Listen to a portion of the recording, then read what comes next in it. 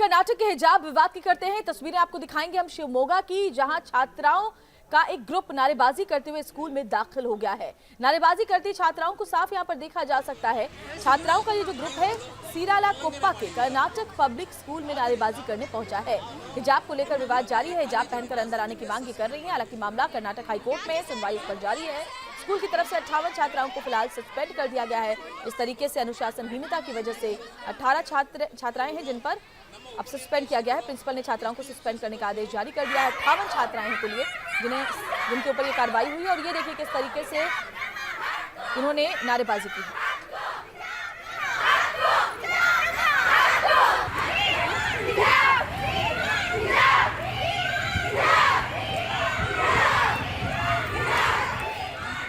तो कर्नाटक में हिजाब विवाद थमने का नाम नहीं ले रहा। आज भी टकराव जारी है। तुमकुर में 10 से ज्यादा छात्राओं पर एफआईआर दर्ज हुआ है। धारा 144 क्योंकि वहां पर लागू है और उसी का उल्लंघन करने पर यह केस दर्ज किया गया है। हिजाब मामले में कॉलेज के सामने प्रदर्शन किया था इन छात्राओं ने। शिवमोगा में वहीं 58 छात्राओं पर स्कूल की कार्रवाई हुई है। प्रिंसिपल ने छात्राओं को सस्पेंड करने का आदेश दिया। वो हिजाब पहनकर क्लास करने की मांग कर रही थी, नारेबाजी कर रही थी, हाथों में तख्तियां लेकर के देखिए प्रोटेस्ट कर रही थी। आप देखिए पर्चा लेकर के, पोस्टर लेकर के ये छात्राएं निकली है। यासिर मुश्ताक हमारे साथ सीधे बेंगलुरु से ग्राउंड जीरो से जुड़े हुए। यासिर, जगह जगह से ये तस्वीरें सामने आ रही हैं जहां ये जो छात्राएं हैं लगातार विरोध प्रदर्शन कर रही हैं। हालांकि इस मामले में फैसला अभी आना बाकी है और यही वजह है कि कार्रवाई का सामना कई शहरों में इन छात्राओं को करना पड़ा है। जी बिल्कुल, देखिए जिस तरह से लगातार विरोध प्रदर्शन हो रहे हैं, हालांकि अब जो है काफ़ी कम कॉलेज हैं जहां पर विरोध प्रदर्शन हो रहे हैं। जिस तरह हमने देखा कि पहले दिन जितने ज़िलों में हो रहे थे विरोध प्रदर्शन, अब काफ़ी कम हो रहा है। यही वजह है कि अब जो सरकार है वो भी हरकत में आई है और कार्रवाई कर रही है। टुमकुरू में जो है 2 दिन पहले विरोध प्रदर्शन हुआ, उसके खिलाफ मामला दर्ज हुआ और 15 अननोन स्टूडेंट्स के खिलाफ जो है एफआईआर दर्ज की गई। शिवमोगा में जो है आज पूरी कोशिश की गई थी इन छात्राओं को मनाने की। जब ये नहीं मानी तो प्रिंसिपल ने वहीं पे अनाउंस किया कि हम 58 छात्रों को जो है सस्पेंड कर रहे हैं, क्योंकि काफ़ी कोशिश की गई थी इन्हें मनाने की, लेकिन उन्होंने माना नहीं, लिहाजा कार्रवाई की। इसी तरह से हमने देखा बेलगावी में जो है वहाँ पे आज कॉलेज ने छुट्टी का ऐलान कर दिया और अब जब देखा गया सोमवार में खुलेगा तो क्या फिर आगे की कार्रवाई। अब जो है सरकार भी सख्त कदम उठाने लगी है, क्योंकि जो प्रोटेस्ट है वो कम हो रहे हैं। लिहाजा दबाव की जो है रणनीति भी अब अपनाई जा रही है यहाँ पे, ताकि जल्द से जल्द इस विवाद को जो है खत्म किया जा सके। वहीं दूसरी तरफ जो है कर्नाटक हाईकोर्ट में सुनवाई जारी है। जानकारी आप दे रहे हैं कि अब पहले के मुकाबले अगर विरोध प्रदर्शन की बात की जाए तो वो कम हो रही है और इसीलिए जानबूझकर कार्रवाई भी की जा रही है, क्योंकि जो कुछ प्रदर्शन देखे गए हैं उस पर छात्राओं के ऊपर ये दबाव बने कि जब तक फैसला नहीं आ जाता है तब तक इस तरीके से विरोध प्रदर्शन करके अनुशासनहीनता की इजाजत नहीं दी जा सकती। यासिर,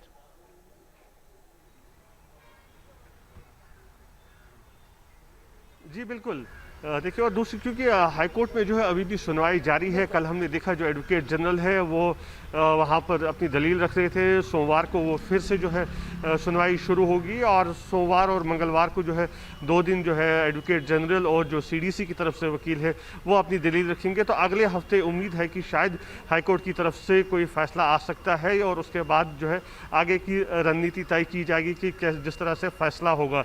यही वजह है कि उससे पहले जिस तरह से देखा गया था कि लगातार विरोध प्रदर्शन हो रहे थे, तो सरकार भी जो है अब चाहती है कि जल्द से जल्द इस विवाद को ख़त्म किया जाए।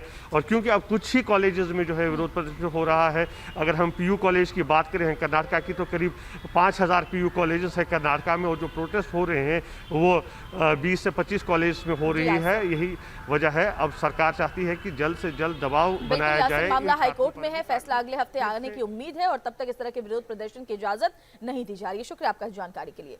तो रोज की तरह क्लास में हिजाब की जिद करने वाली मुस्लिम छात्राओं की तादाद बढ़ती जा रही है और अब तो मसला मारने काटने की धमकियों तक पहुंच गया है, जिसे कहा जा रहा है कि हिजाब विवाद में टुकड़े टुकड़े गैंग की एंट्री।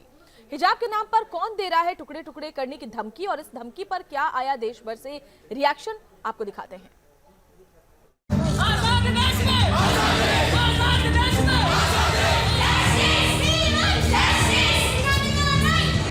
ನಮಗೆ ಹಿಜಾಬು ನಮ್ಮ ಮಕ್ಕಳ ಹಿಜಾಬ್ಗೆ ನಾವು ಅಡ್ಡಿ ಹಾಕ್ತಿರೆ ಮಾತ್ರ ತುಂಡು ಮಾಡ್ತೀವಿ. ಇದು ನೆನ್ಪಿಟ್ಕೊಂಡು ನಾವು ಏನು ಸಾಯ್ತೀವಿ ಆಗೋಣ, ನೀವು ಸಾಯ್ತೀರಿಲ್ಲ। टुकड़े टुकड़े कर दूंगा, ये थी वो धमकी जो निकली कर्नाटक कांग्रेस के नेता अकरम खान की जुबान से और टुकड़े टुकड़े कर देने की इस धमकी की वजह सिर्फ एक है, हिजाब। गौर से सुनिए हिजाब के नाम पर किस तरह दी गई टुकड़े टुकड़े कर देने की धमकी और क्यों कहा गया कि हिजाब विवाद में हो गई है टुकड़े टुकड़े गैंग की एंट्री। ನಾವು ಭಾರತೀಯರು ಭಾರತದಾಗ ಹುಟ್ಟಿವಿ, ಭಾರತದಾಗ ಬೆಳೆದಿವಿ, ಭಾರತದಾಗೆ ಇರ್ತೀವಿ, ಭಾರತದಾಗೆ ಸಾಯ್ತೀವಿ. ನಮಗೆ ಹಿಜಾಬು, ನಮ್ಮ ಮಕ್ಕಳ ಹಿಜಾಬ್ಗೆ ನಾವು ಅಡ್ಡಿ ಹಾಕ್ತಾರೆ ಮಾತ್ರ ತುಂಡು ಮಾಡ್ತೀವಿ. ಇದು ನೆನ್ಪಿಟ್ಕೊಂಡು ನಾವು ಏನು ಸಾಯ್ತೀವಿ ಆಗೋಣ, ನೀವು ಸಾಯ್ತೀರಿಲ್ಲ ಹಂಗೆ ಇರ್ತೀರಿ, ನಾವು ಎಲ್ಲರೂ ಸಾಯವರೇ ಇದ್ದೀವಿ. अकरम खान के इस बयान से कुछ संगीन सवाल उठते हैं। क्या अकरम खान या उन जैसे किरदारों के बीच उन्माद इतना बढ़ चुका है कि वो अदालत के फैसले का इंतजार करने को भी तैयार नहीं? क्या अकरम खान हिजाब के नाम पर मुस्लिम समुदाय को भड़काने की कोशिश कर रहे हैं? अगर इस विवाद ने किसी तनाव जैसा गलत मोड़ लिया तो क्या अकरम खान जैसे चेहरों को जिम्मेदार नहीं माना जाए? कांग्रेसी अकरम खान ने टुकड़े टुकड़े करने की धमकी दी तो कर्नाटक में हिजाब की जिद को लेकर मुस्लिम छात्राओं का हो हंगामा नॉन स्टॉप जारी है। राज्य के शिवमोगा, चित्रदुर्ग, तुमकुर और कुलबर्गी में मुस्लिम छात्राएं एक बार फिर हिजाब पहनकर स्कूल और कॉलेज पहुंची। तकरीबन हर जगह उन्हें रोका गया और हर जगह जुबानी तनातनी भी हुई। बिना हिजाब के आप एग्जाम भी नहीं देंगे, लेकिन आपका जो है एक ईयर ये वेस्ट हो जाएगा। हो या दे वेस्ट फर्क नहीं, हमरा हिजाब होना, बुरखा हिजाब भी बुरखा होना दो भी। जब तक कोर्ट में फैसला नहीं आता तब तक भी हमें ऐसा लड़ती, हमें स्ट्राइक भी करती और हमें ये भी करती, पर कोर्ट में फैसला आया तो भी हमें बुरखा एक नहीं छोड़ते। इन छात्राओं ने न सिर्फ हिजाब की डिमांड को लेकर कॉलेज प्रशासन से बहस की, बल्कि कई लड़कियों ने तो बिना हिजाब क्लास अटेंड करने से भी इनकार कर दिया, यानी हिजाब नहीं तो क्लास नहीं। लेकिन क्या पढ़ाई जरूरी है या फिर हिजाब? पढ़ाई भी जरूरी है, लिबास भी जरूरी है, हमको दो भी जरूरी है। पढ़ाई की इतनी जरूरत है कि हिजाब भी उतनी जरूरत है हम लोग। बीजेपी की फायर ब्रांड नेता साध्वी प्रज्ञा ने भी हिजाब के विवाद में एंट्री ली और हिजाब को लेकर अलग ही नसीहत दे डाली कि घर के बाहर हिजाब पहनोगी तो दूसरों को दिक्कत होगी। जहां नारी का इतना श्रेष्ठ स्थान है, वहां पर हिजाब पहनने की जरूरत है क्या उस देश में? नहीं, भारत में हिजाब पहनने की आवश्यकता नहीं है। अरे हिजाब तो तुम्हें घर में पहनना चाहिए। हमारे घरों में तो, सनातनियों के घरों में तो, हिंदुओं के घरों में तो बहन को पूजा जाता है, माँ को पूजा जाता है।